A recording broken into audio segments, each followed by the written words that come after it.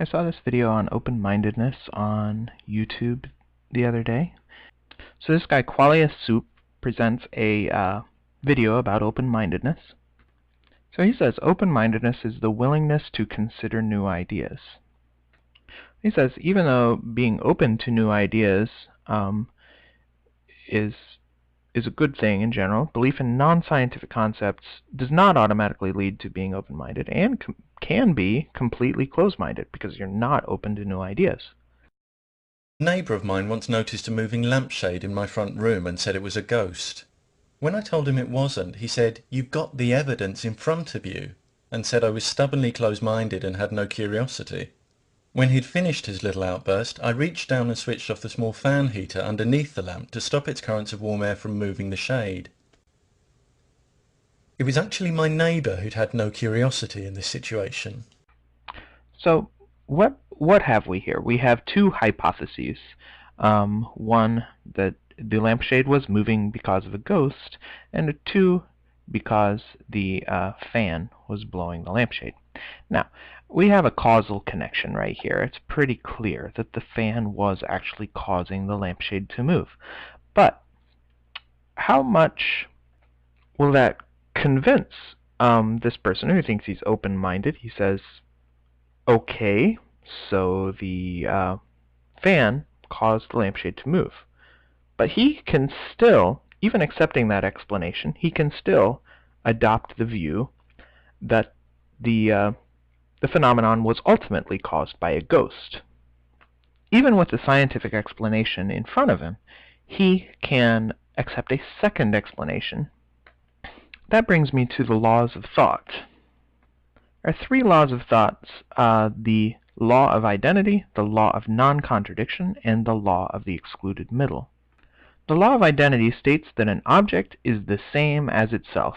A is identical to A, or A is defined as A.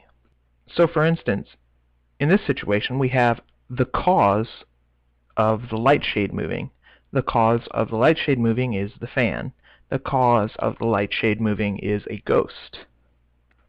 Are these two competing hypotheses, or are they the same hypothesis? Except for the fact that a cause of something to happen is not necessarily an object, of course. Let's move on to the second law, the law of non-contradiction. In logic, the law of non-contradiction states that, in the words of Aristotle, one cannot say of something that it is and it is not in the same respect and at the same time. So is it open-minded to say it is the fan, but it was not the fan, but a ghost at the same time? Finally, the law of the excluded middle. Aristotle wrote that that ambiguity exists in our names for things, but it does not exist in the facts themselves. So what are the facts in this situation? The facts are the fan blew the lampshade, but it would not be particularly helpful to say, oh, the fan is a ghost. However, the fan was plugged in earlier, and the environment, everything in the environment includes this man thinking about a ghost. And this man is going to go home and think, what was that ghost trying to tell me? And he's going to think, is there anything that I've done wrong in my life, or something like that? I don't know. He's going to try to be open-minded with the idea in mind that the ultimate cause of this event may have been some kind of communication from beyond. Now, I posted a couple of comments on here.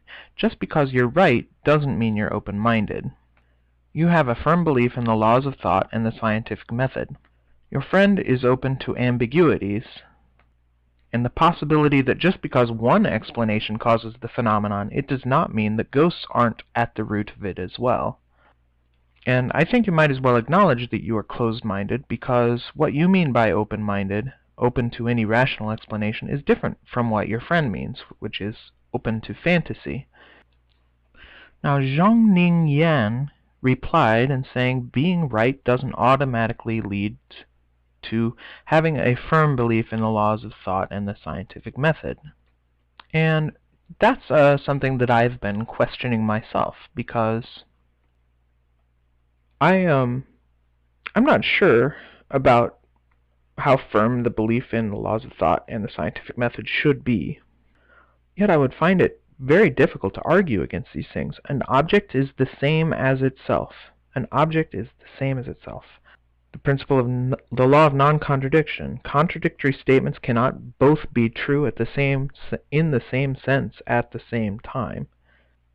I'm pretty firmly convinced that this is true. Contradictory statements might be true in different senses, but they're not going to be true in the same sense at the same time. And for the law of the excluded middle, for any proposition, either that proposition is true or its negation is. That is also pretty much always going to be true.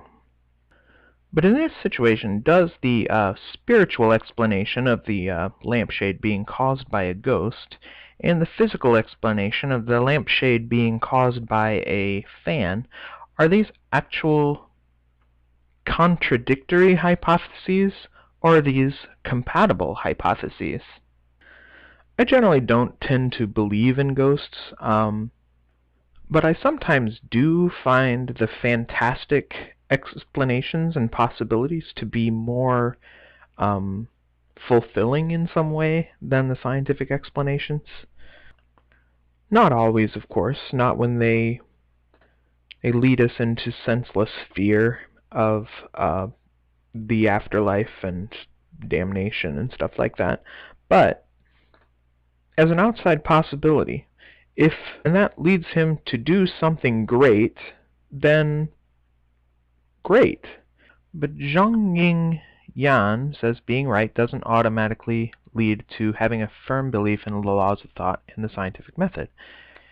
And I think what he's referring to is that being open to fantasy does not automatically, that a person can be right and a person can be right and he can be open to not fantasy but religious or spiritual interpretations of events. In any case, I was not saying that being right leads to a firm belief in the law of thought or the scientific method, but generally the scientific method and a firm belief in the laws of thought will lead to being right. So he's saying, what I'm saying is that the laws of thought and the scientific method will generally lead to being right. On the other hand, there is a possibility that there might be some forms of being right that cannot be derived from the laws of thought and the scientific method. And then there's probably another large segment where you're being wrong, but some of the ideas that are wrong are still beautiful. Because for all I know, this man may have a really beautiful idea in his head involving how the ghost made this lampshade move and why. And the automatic rejection of that hypothesis based on the scientific evidence is cutting off this man's idea. It's marginalizing him, and even though the facts of the matter seem to indicate that this man in the purple shirt is right, the factual debate cuts off the spiritual debate, because the man in the green shirt wishes to derive a deeper spiritual meaning out of this, or perhaps he doesn't. If he's just arguing that science is wrong and ghosts are what really cause things to happen, without any deeper spiritual lesson or anything like that, then he is actually quite closed-minded. But if he acknowledges that the fan caused the lampshade to move, but there may also be some deeper psychological reason that psychological or spiritual reason that the fan happened to be in that position at that particular time, and all of the events of the universe aligned themselves so that his brain momentarily took in all of the empirical evidence of the situation and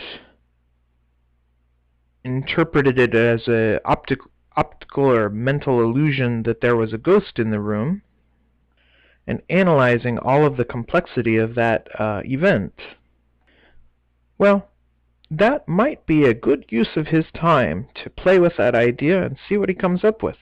And it might be a complete waste of this man's time, because he is not going to believe that this is a ghost.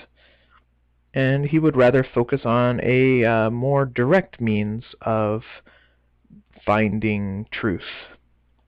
And he's going to reject anything that is wrong, whether it's beautiful or not.